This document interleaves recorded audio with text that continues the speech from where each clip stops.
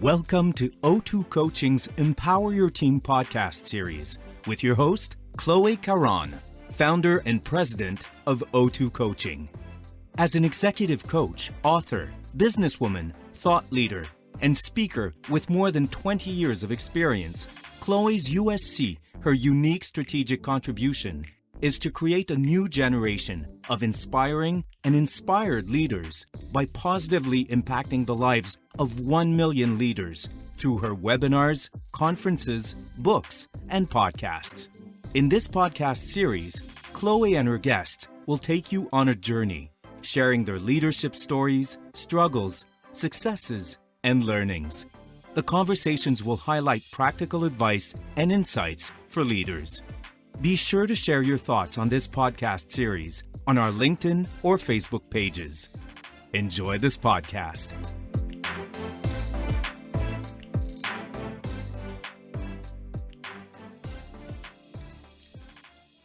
Welcome, everybody. Welcome to this podcast, Empower Your Team. I am so excited to have Ève Laurier with us today. Ève is an amazing woman. I've had the privilege to work with you. We've had the privilege to work together on a mandate. And before we get, because we're so excited, we want to speak, we want to talk, I want to pick your brains on so many things. I want to make sure that everybody knows who you are. For those who do not know you, a few of them. You're the GM of Edelman Montréal. You're an award-winning communicator. You work with C-suites leaders and you help them communicate. You help them position themselves. You help them be the best version of themselves when they're out there in the public communicating a message. What else would you add to that? Welcome, Ève. That's pretty cool. I like how you presented that. Well, I mean, you said it, that's my passion. I mean, for me, communication has been something I've been doing all my life, even when I was a kid. And then I realized that when I went into management and I went to school, it's not given to everybody to know how to communicate. And it's also not taught in a lot of leadership schools. Mm-hmm. And so I decided, well, let me help our leaders and hopefully I'm doing a good job at it because I really believe that they need to be able to speak up and speak out. And who else than you to talk about one of our topics that we have in the book, Empower Your Team, which is communication style. So it's not exactly what you're doing in the sense that you help people take their style and optimize it. When we think about communication style, it's really understanding the style of others so that I can adapt, so that my message can really transcend their way of understanding it and their way of taking that message. So nobody else better than you to have this conversation. I was curious to start. What's in what you see when you work with someone, what's been the most challenging for people in terms of communicating? What's really difficult for people in general? Accepting that being authentic is okay. Accepting that authenticity is where you have to start from. For some reason, like people have been taught to communicate, even internally in meetings or externally in front of other stakeholders, there's a magical way and they've learned something that we have to make them unlearn, which is just what do you want to say and why? And what's the impact you want to have with that message? And let's start with that. And that's, to me, that's authenticity. But people shy away from that because they're like, well, no, right? I have to play a certain role. I'm a boss, and it's like, no. Let's start with authenticity. So it's crazy because I have to undo a lot of things to get to the real core of where it should be at. And then we build from there. Yeah. So in a word, it's like do more of you and start with you, and then we can enhance it, is what you're saying. So have you found that COVID has actually helped people be more who they were and more authentic? It's a great question. I mean, for me, COVID, there was so many emails going between colleagues before and between clients and colleagues and boss and whatever. And now it's like we don't communicate by phone anymore. We Zoom or we Team. Mm-hmm. And so we're engaging, I find, a lot more in communication than we were before COVID because we could hide before COVID. But now it's like nobody's calling each other on the phone anymore. It's like, no, let's Zoom. So I find like people are getting thrown into communication, and it's also taken away all the barriers or rigid way we tend to look at business. Everything's changed. I'm speaking to you from my cottage. Yeah. Yeah. It doesn't make me less of a business serious, intense, motivated person. It's just, this is my real life that you would have never seen before. But now the planet's behaving like this. So yeah, actually, I think it's really helped people. When you talk about authenticity, you have kids running around, you have like the male person knocking at your door, and you just have to do with real life in communication. So I think it's actually helping people. So when you start working with someone, so you said I need to kind of deconstruct and then start with where they are. What else do you do? Like if you were to work with someone, how would you start working with them? What would you do? Often it's the basic why it's important to communicate. A lot of people are like, I don't want to do it's another thing. Yeah. So why you have to communicate, and you don't have to be the CEO to have to communicate. You don't have to be a boss to have to communicate. Anybody has to. We interact and collaborate with so many people in a day. It's important. And I loved your section in the book about the styles. Like, it is so important to understand you're going to have to communicate, and you're going to have to do it well if you want things to go well and things to be enjoyable, and also to perform. So I explain the why it's important à la base, like to start with. And then it's really to make them understand they have something to say. People are like, They underestimate the message that they have, I think, eh? Yeah, that's what I'm hearing. And everybody has a story to tell. Everybody's got a story to tell. Hierarchy has nothing to do with this. Years of experience in business has nothing to do with this. We all have a personality. We all have a story. We all have learnings, background. We all have a mission, values.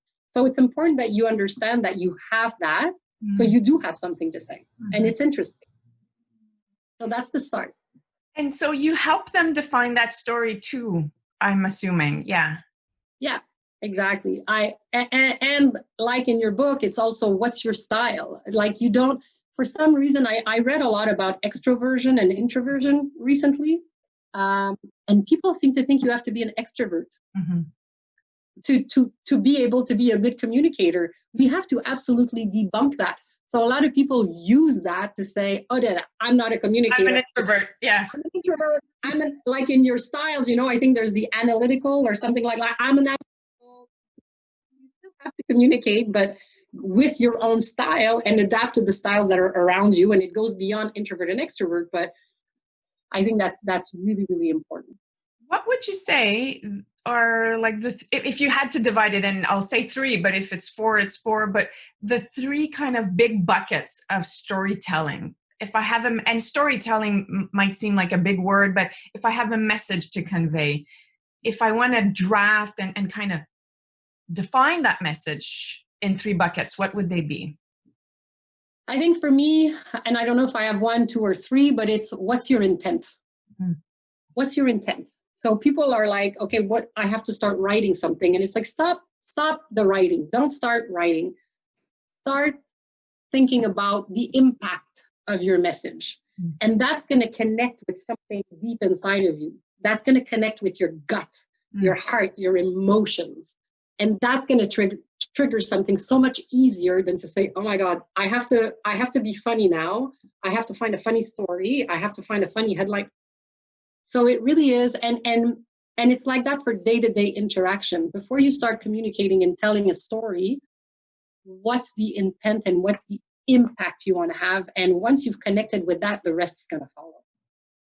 I so love that, because I do find that the intent anchors people in the why, as you mentioned earlier on, but also to who they are and back to authenticity. So, and I help people forgetting about the task, but thinking about what they want to have in terms of impact. And I think that's so aligned to what you're saying. And so often, and maybe these days, because we're so caught up in the tourbillon, we forget that intent, would you say? How do we get back to that intent? How do we, on a regular basis, if we don't have an Eve Laurier that supports us to get back to that intent, what are the tips to go back to that? I think, for me, I don't know if you saw you told me you saw my LinkedIn post yesterday, but I did a post about the pandemia, and I've been at my cottage for 5 months, and I've been doing a lot of walking, and I knew that at one point I wanted to write about this story of the COVID and the pandemic and being at my cottage, but I didn't put any pressure on it. And yesterday that text came out in 10 seconds and I didn't correct it, and I just posted it, and I've been getting so many emails. And so give yourself space. You know, there's this app called Headspace. We don't give ourselves space when we just tend to communicate like we're like the mitraillette, you know, like machine guns. No, wait. Like, yeah, there's transactional communications that you have to do. But if you want to have an impact when you're going to tell your story, or when you're going to go communicate with any of your stakeholder, you need to have headspace to think about it.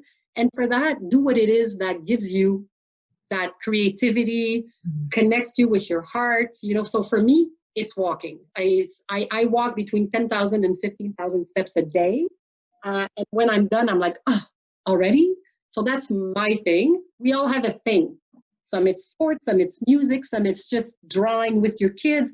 But you need space to connect with what it is that you want to say and your why. And then it's going to be a lot easier. But saying, I'm going to put in my Outlook that on Tuesday from 9 to 10, I'm going to write my story. If you haven't had time to give it some time, you know, to get ready in your head and connect with your heart, it's going to be it won't connect with people. You know, it's not that it's going to be bad. It's just because it's not going to be unique enough and you enough. And so you enough. So don't put it in an Outlook, but tell yourself and put on your to-do list that you want to write your story and put a deadline. Otherwise, you're never going to do it. People don't take time to write enough. I had a great MBA teacher of management that told us that the secret to being a good leader is to taking 15 minutes every day in the morning to write, and without any topic, just learn to connect and to put it down on paper with words. And I remember I've been doing this all my life. I've been writing. I have diaries. I have boxes since I've been 12 years old. So to me, it's like, of course. But I was looking at my colleagues in front of their white paper in the morning, freaking out because they were not used to connecting with themselves. Yeah, and write it down. Write it down. Make it. I think I'm going to steal that if you agree, because that's our first step. It's connecting to yourself and in the 5C model that we present, because I believe that to your point, that as a leader, if you don't know who you are, if you don't speak with yourself in a way and you don't have that relationship with yourself, it's really difficult to be a good leader for others. So I'll steal absolutely this as an additional tip, if you don't mind, because communicating, if I had to summarize what I just heard from you, then doesn't start when I speak. It starts way before, in my mind when I had that idea, but then when I put it on paper, the real communication starts there. Yeah. And then, because you talk about it with your book, you have to, once you have that, you have to stop thinking about you completely. Yeah. And you have to start looking at the person in front of you and wonder, what's going to be the impact of my message on that person? And if it's a good impact, of course. And then how is it that I should send that information to that person? What's their style? And how are they going to be able to listen to what I just came up with? So it's all about the other person at one point. Once you've crafted your story, it's absolutely no longer about you and your communication style. It's about the person or the people around you. So you mentioned on that, you mentioned the heart, the gut. In the book, I talk about the head, heart, and gut, which is not so much related to communication, but the whole approach of being a leader. And I also talk about analytical, driver, and whatnot in terms of different styles. How do you propose to adapting yourself to others? Like, what's your framework in saying, I have to adapt to a group of 10, a group of 100? How do I do that? Well, I mean, if you're in a business setting, I think I've been listening and I've been asking for feedback about how it is I communicate, because I know my style, and I know my style. Like, I don't remember all the labels, but there is one that's like driver and excited, emotional, whatever. Like if there's that style with like 5 stars next to it, that's me. And you know that, and everybody that knows me knows that. But I understand that that's not good for everybody, and it's only good in certain situations. So I ask feedback, and I've gathered a lot of feedback, and I know when it's time to let that shine and let that part of me shine. But when it's time also to pull it back a little bit, because there's going to be a lot of people in the room and that style may just take over the message. Mm-hmm. So A, get feedback, and then be conscious that when you walk into a room, there's a lot of different styles. So if you're a person like me that has a very overpowering style, you just have to be really mindful of that when you get into a room with a big team, to say, I'm going to have to tone that down to make sure that I'm gathering everybody. And then there's a part where there's a momentum and there's trust. And then it's okay. Like then you can really be your authentic self in your communication style all the time, because people will tell you if they need you to tone down. So, but that's over time and through a trust building relationship with people. So really thinking about the other is what you're saying. Like, I'm not communicating for myself.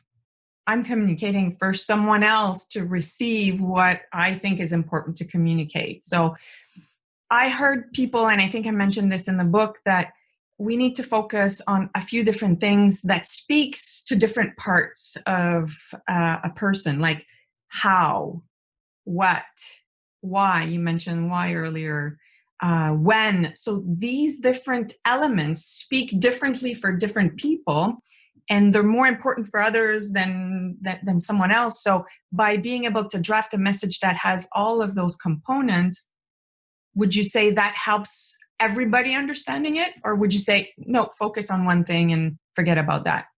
I think it absolutely helps. And I think that preparation is key.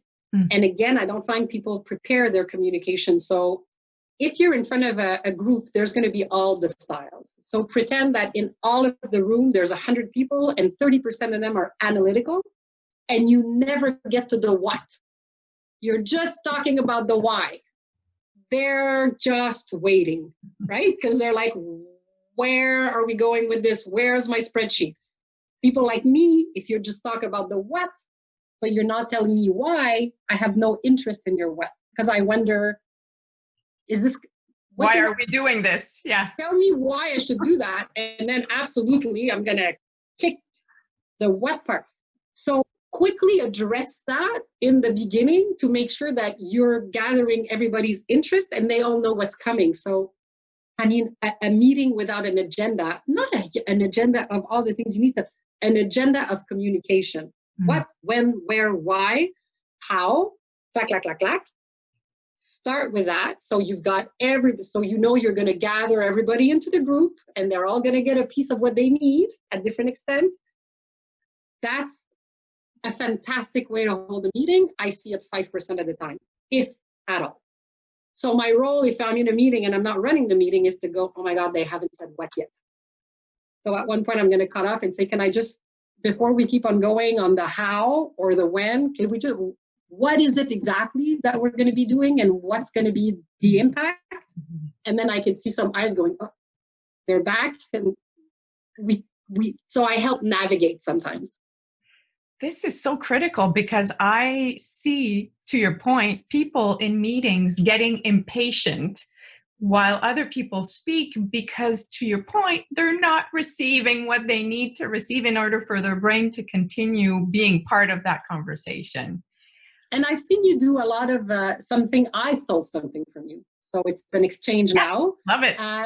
Because one thing that I don't do enough, and I've started looking at you doing it, is what do you want to get out of the meeting today? Like a quick 15-second, if you have like a group of 15, 20 people, you can still do it. What's your KPI today? What do you want out of this meeting quickly? So you know where to also spend your time and who do you have around as an audience. And that's a real way of engaging people as well. It's not you talking to, it's you talking with. And we tend to do meetings like everybody's there, you're at the head of the table, boom, boom, boom, you send the content, everybody got it, thank you, and you leave. But wait, again, it's not about you. It's I know what I have to talk to you about, but is there something? So here's what I'm going to talk to you about. From this, is there anything specific, somebody I should not be missing on? And listen to your people. Speak less, listen more, even when you're communicating. Oh my God, I think this is so powerful. So speak less even when you're communicating. So how do we validate that our message is being not only received, because that's kind of the first step, I'm assuming, but understood is what we really want. How do we validate that?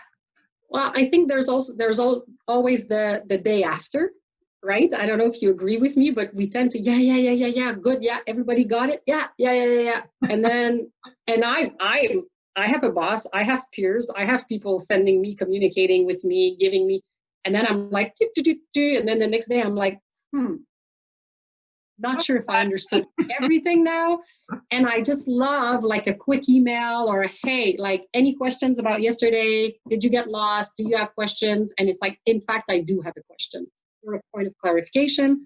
Or if you don't have time to do that, then send your written agenda and your points to the people after, because some people, again, it's a style. Some people listen better. Some people will read your email 10 times with a highlighter and like, we're all different. It's okay. This is how, so make sure also you have a written part, a trail, and something that without the emotion in the room, people can look at, quietly and say, okay, now I really do understand, and it's sinking in. So validate. So what you're actually saying is that, and it seems obvious as I'm going to say it, but communication is not a one-stop thing. It's a continuum that evolves. So we may have had a conversation, we may have had a discussion, we've agreed on XYZ, but it still evolves over time. So how do I make sure that it stays clear over time is what you're saying, is don't assume because we've talked about it yesterday. It's exactly.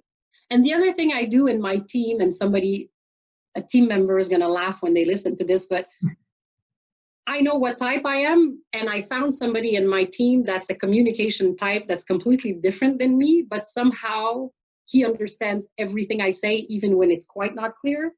And people tend to go to him to say, could you just, and he translates me. And that's amazing, So I said to him, like, you're the best, you're like high five, because I know that even if I'm not a 10 on 10 on my communication today, just because I'm too busy, there's too much. If you're there, like the analytical part of the group that were like, she's going too fast, she's too excited, I didn't hear my what, they're going to go to him and he's, this is what she meant, this is what you need. And it's amazing. So, and we've actually clarified that. So when I talk about authenticity, I don't hide from that. I told people, for those of you that like need a second hand at what I just said. John.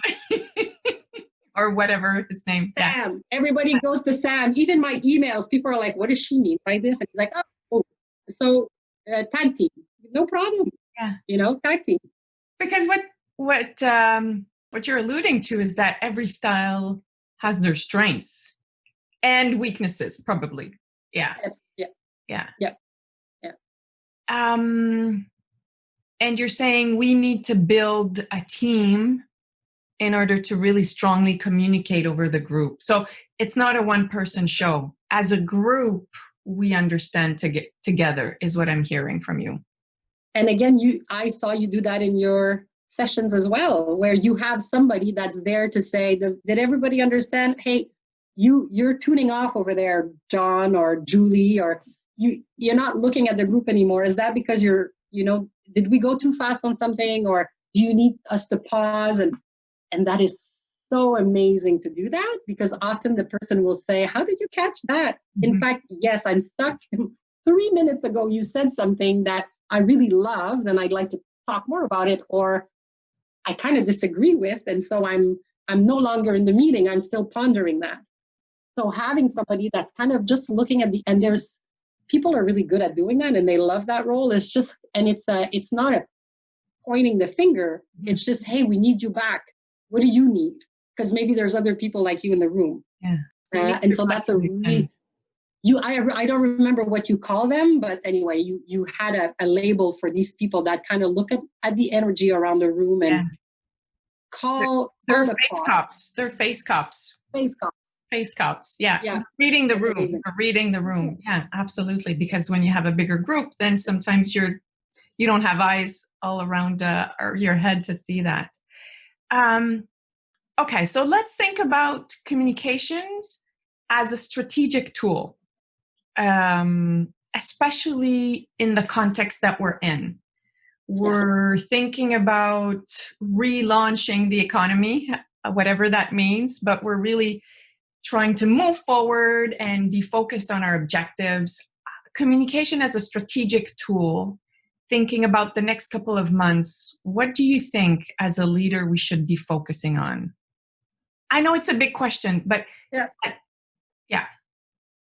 I mean, the thing not to do right now is to create noise. I think, and this is a Richard Edelman quote. I work for Edelman. It's a communications firm, so I have gurus of communications, including Richard Edelman himself. He's phenomenal, and he talks no nonsense. And he's like, if you're going to communicate in this time of crisis, pandemia, worry, instability, call it whatever you want, just don't create noise. Have a point of view, right? Don't just, and you know, in the normal context of things, we're all guilty of it, but we tend to think we have to speak up to show that we are present. And we do create noise often, repeat what somebody else has said. What we need right now are points of views. What we need right now are reassuring points of views or different points of views and validated facts, just not noise. So I would say be careful with that. But if you do have a point of view, or if you do have an experience that you think will help other people start thinking about what they're going through, then please communicate it. You know, this is important. As a society, we need to come together right now.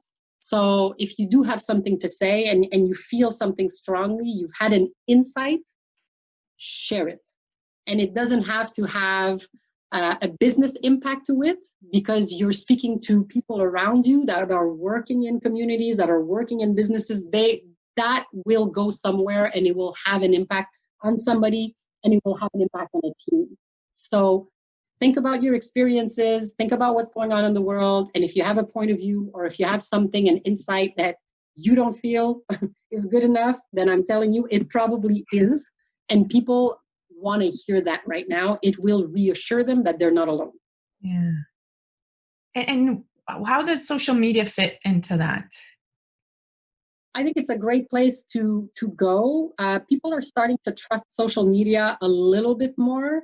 I also think there's a trend that I'm seeing is that traditional media, so just think about all our Canadian traditional media, they've opened up a lot of space, digital space, because they're mostly digital, for the public, for citizens, for exactly that. And obviously I work in PR, so I speak to a lot of journalists and I speak to a lot of these media outlets, and they really do want to hear from Monsieur, Madame, tout le monde, and people like me. So do send your opinion letter. Do send your picture of the day with your thought of the day. You're going to be surprised that it's going to get somewhere. But otherwise, take that. And yes, social media is a great place. It's also a great place if you're too shy to write something, then to share something that's touched you and why it's touched you. And that takes 5 seconds. But I think in this time of social media, again, go and communicate. People are listening. And people need to connect more than ever to what it seems to me. So the shift I've seen on social media, perhaps it's my own perspective, but we used social media prior to the pandemic to kind of showcase and show ourselves. Now it's to connect at a deeper level is what I'm sensing. Yeah, I'm seeing a little bit of everything. I'm seeing, so I agree with you. I think it's okay to showcase because you're proud, proud of your kids, proud of whatever. But yeah, I think people are connecting more and more. And I see people giving their point of view more and more. Not, still be careful with politics, still be careful with religion. but we live in a time of Black Lives Matter, hashtag Me Too 2.0, toxic workplace, because there's been a lot of crisis with that, leadership crisis. There's so much happening in our society. If you have a point of view that can help people better understand a situation, if you're from the Black community and you have something to say about Black Lives Matter, we need to read what it is that you have to say. And I find more and more people are doing it instead of going, I'm just going to sit there and watch the train. And people are like, okay, so I find that fantastic. And we're actually elevating everybody at the same time as the humanity of our planet. Yeah. Okay. So I could continue so much, but I have 4 questions that I want to ask you before we leave. So, and that's kind of the 1-minute segment where you have just a couple of minutes to answer those. They're quick and they bring in value to our audience. What is your USC, what I call your unique strategic contribution? Is the only thing like that Ève Laurier needs to do. If you were to do 1 or 2 things in the world, what is that? I think anybody that knows me and anybody that's watching right now, and I've only had 1 coffee, is energy and inspiration. So I talked about intent at the beginning. For me, my intent in the world, in my micro day-to-day stuff and my big strategic macro thing is, after speaking, seeing, hearing, collaborating, working with me, do you walk away with positive, engaging, fun, happy, motivated energy? And if yes, then I think this is what I do. I love people. I care about people. I think we live in a fantastic time where we need to contribute. And I really try that every single time I do anything, people go, wait, and they have gas in their tank or their electrical battery is refilled in 2020. But, it's simple, but it's important because I get a lot of texts the next day after seeing people on the street saying, I walked away with a smile. And I'm like, good. All right. So that's my contribution. That's it. Love it. What is your 1 tip to empower your team? You're a leader. You have a team of how many people? 20? About 40. 40. Yeah. So what's your 1 tip to empower your team? I have so many. I think promote them. I mean, this is what I do. I always try to see how I can promote, not meaning promoting, giving them a new job at a better salary. Yes, that, but also connecting them with people that without me, they wouldn't be able to connect with, and continuously do that for everybody. Somebody writes something on LinkedIn, I take it, I post it, I scream it to the top of my lungs so everybody sees it. So it shows that you care. It shows that you trust because you put them in front of you, or I like to say, I try to put them on my shoulder and show them to the world as much as possible. And I've seen you do this many times. What is 1 piece of advice to a leader who wants to take their game to the next level? Get a coach. Read your book and get a coach. It's true. If you don't get a coach, you're not going to do the work. And learning to communicate in an engaging way to have an impact on people takes work. It takes planning. It's like doing a strategic plan. It's the same thing. Do you do your strat plan alone in your office? No, you get experts, you get a coach, so it's a strategic thing for leaders to be able to communicate well. And even when you're somebody that communicates, I have a coach. I have somebody telling me, and that's what I do for a living because I got so many things to work on all the time. So please get a coach. It's good for you personally, and it's good for you professionally, and it's certainly good for everybody that surrounds you. And I haven't given any envelope to this lady, not at all. And you're not my coach because you're not your coach. That's it. Yeah. If you had to summarize leadership in 3 words, just 3 words, what would they be? So I'm going to steal that from Richard Edelman because there are the values of Edelman, and I was thinking about that last night. So at Edelman, we promote, we protect, and we evolve. Mm-hmm. And I was thinking about that and saying that's what a leader has to do. You have to promote your people. You have to protect them from what they don't have. They shouldn't have to deal with a bunch of things that as the leader, you're the shield. And then evolve. How can you make sure that with an interaction with you as a leader, they're leaving that situation and that relationship bigger, better than you. Mm. So protect big time, promote always, and evolve.